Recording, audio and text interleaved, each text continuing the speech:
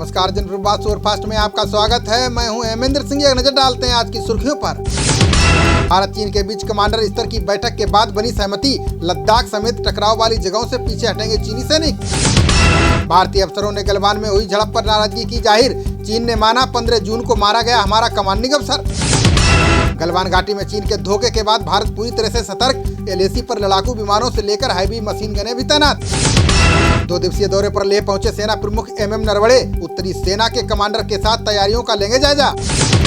सेना प्रमुख नरवणे ने घायल जवानों से अस्पताल में की मुलाकात। आर्मी चीफ ने अपने बहादुर जवानों को दी शाबाशी। RIC की बैठक में रूस के विदेश मंत्री सर्गेई लावरोव का बयान का सुरक्षा परिषद में भारत की स्थायी सदस्यता का हम करेंगे समर्थन। भारत, चीन और रूस की बैठक में बोले विदेश मंत्री S जयशंकर का सबके हित में फैसले लेकर ही बढ़ा जा सकता है आगे। गलवान झड़प के बाद पहली बार आमने सामने हुए जयशंकर बांगी का अंतर्राष्ट्रीय कानूनों और अपने सहयोगियों के हितों का रखे ख्याल। पतंजलि आयुर्वेद ने किया कोरोना वायरस की दवा बनाने का दावा। बाबा रामदेव ने हरिद्वार में कोरोनिल दवा को किया लॉन्च। पतंजलि का दावा, कोरोना से 3 दिन में 69% मरीज हुए ठीक। 100 लोगों के ट्रायल में 7 दिन में 100% मरीज हुए रिकवर। तुलसी अश्वगंधा समेत कई जड़ी बूटियों से बनाई गई है कोरोनिल। गिलोय अश्वगंधा तुलसी स्वास्थ्य रस का किया गया इस्तेमाल। कोरोना के इलाज के लिए 600 रुपए में मिलेगी कोरोनिल किट। संक्रमित मरीजों को मुफ्त में भी दवा बांटेंगे बाबा रामदेव। अगले 7 दिनों में पतंजलि स्टोर पर मिलने लगेगी कोरोनिल दवा। ऐप की मदद से भी घर पहुंचाई जाएगी कोरोना की दवाई। सोनिया गांधी की अध्यक्षता में कांग्रेस कार्य समिति की हुई बैठक। चीन के साथ सीमा संकट के लिए सरकार को ठहरा जिम्मेदार। सोनिया बोली, चीनी घुसपैठ पर सच्चाई से मुंह मोड़ रही है मोदी सरकार। कुप्रबंधन और गलत नीतियों के कारण खतरे में है देश की सुरक्षा। महामारी को लेकर पूर्व PM मनमोहन सिंह ने केंद्र पर साधा निशाना का कोरोना से लड़ने में मोदी सरकार ने नहीं दिखाया साहस। निर्वाचन आयोग ने कोरोना संकट में वोटिंग प्रक्रिया में किया बदलाव। मरीज और 65 वर्ष से अधिक उम्र वाले बैलेट से डाल सकेंगे वोट। बिहार विधानसभा चुनाव से पहले RJD को लगा बड़ा झटका। डॉक्टर रघुवंश प्रसाद सिंह ने पार्टी उपाध्यक्ष पद से दिया इस्तीफा। पार्टी छोड़ नीतीश की जदयू में शामिल हुए RJD के 5 MLC कमरे आलम, दिलीप, राधाचरण, संजय और रणविजय ने दिया इस्तीफा। कोरोना महामारी को लेकर केंद्रीय हज मंत्रालय ने लिया बड़ा फैसला। इस साल भारत के हज के लिए नहीं जाएंगे श्रद्धालु, पैसा होगा वापस। CBSE बोर्ड की शेष परीक्षाओं पर सुप्रीम कोर्ट में हुई सुनवाई। परीक्षाएं रद्द होंगी या नहीं, 25 जून को आएगा अंतिम फैसला। दिल्ली में चीनी दूतावास के बाहर हिंदू सेना ने किया विरोध प्रदर्शन। चीन गद्दार है और हिंदी चीनी बाय बाय के लगाए पोस्टर।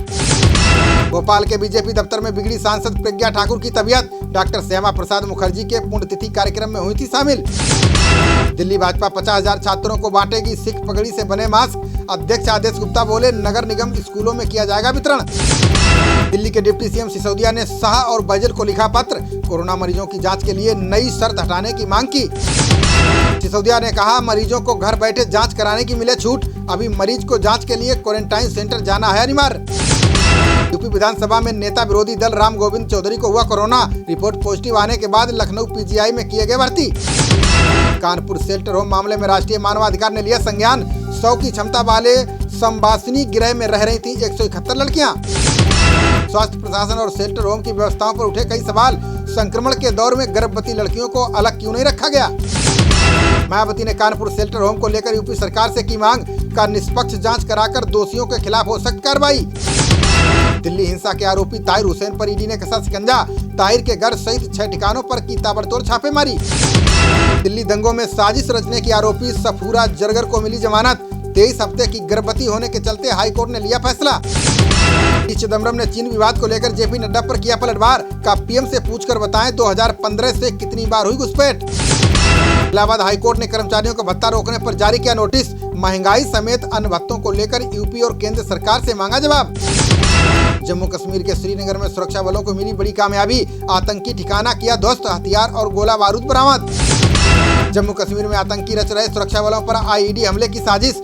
DGP दिलबाग सिंह बोले, इनपुट के बाद सतर्क हैं हमारे जवान। फंसे हुए नागरिकों को लाने के लिए वंदे भारत मिशन में अमेरिका ने लटकाया रोड़ा। एयर इंडिया के विशेष विमानों को प्रवेश की नहीं देगा अनुमति। अमेरिका ने भारत पर एविएशन से जुड़े समझौते तोड़ने का लगाया आरोप का जब भारत प्रवेश की अनुमति नहीं दे रहा है तो हम क्यों दें। मालदीव में फंसे 198 भारतीयों को लेकर पहुंचा INS जलपोत। तमिलनाडु के तट पर सैनिटाइज करने के बाद हुई थर्मल स्क्रीनिंग। भगवान जगन्नाथ यात्रा के मौके पर मंदिर पहुंचे CM हेमंत सोरेन। झारखंड में रांची के मंदिर में परिवार के साथ की पूजा अर्चना। नोएडा गोल्फ कोर्स और एडवांस बिजनेस पार्क को एनजीटी का झटका। एनजीटी ने प्रदूषण उल्लंघन पर 25 लाख का ठोका जुर्माना। चीन में मूसलाधार बारिश और भीषण बाढ़ में फंसे करोड़ों लोग। 80 साल में आया सबसे बड़ा जल प्रलय। बांध टूटा तो मचेगा हाहाकार। नेपाल के कृषि मंत्रालय ने दस्तावेजों में सच्चाई को किया स्वीकार का चीन हड़प रहा है जमीन। सेना के लिए बना सकता है पोस्ट। जन अधिकार पार्टी रोहतास के सभी विधानसभा सीटों पर लड़ेगी चुनाव। कार्यकारिणी की बैठक के बाद जिला अध्यक्ष लाल सिंह यादव ने दी जानकारी। सासाराम में भाजपाइयों ने मनाया श्यामा प्रसाद मुखर्जी का बलिदान दिवस। पूर्व विधायक जवाहर प्रसाद समेत अन्य लोगों ने दी श्रद्धांजलि। कांग्रेस नेता मनोज सिंह ने केंद्र पर लगाया दोहरा मापदंड अपनाने का आरोप। बोले भाजपा चीनी वस्तुओं का कर रही है बहिष्कार, सरकार कर रही है आयात। यूपी के बाराबंकी में सड़क हादसे में 4 लोग गंभीर रूप से घायल। लखनऊ से सुल्तानपुर जा रही तेज रफ्तार बोलेरो अनियंत्रित होकर पलटी। ग्रेटर नोएडा में 1 और नोएडा में बनाए गए 2 नए कोरोना अस्पताल। टाटा समूह के 450 बिस्तरों वाले अस्पताल का डीएम ने किया दौरा। बांदा में व्यापारी पाया गया कोरोना पॉजिटिव। 44 हुई मरीजों की संख्या। चित्रकूट धाम मंडलायुक्त गौरव दयाल ने की पुष्टि। बिजनौर के जिलाधिकारी ने कोरोना इलाज को लेकर जारी किया निर्देश। बोले मरीज का भर्ती से पहले कराया जाए ट्रू नेट मशीन से परीक्षण। खबरों का सिलसिला जारी रहेगा। देखते रहिए जनप्रवाद। नमस्कार।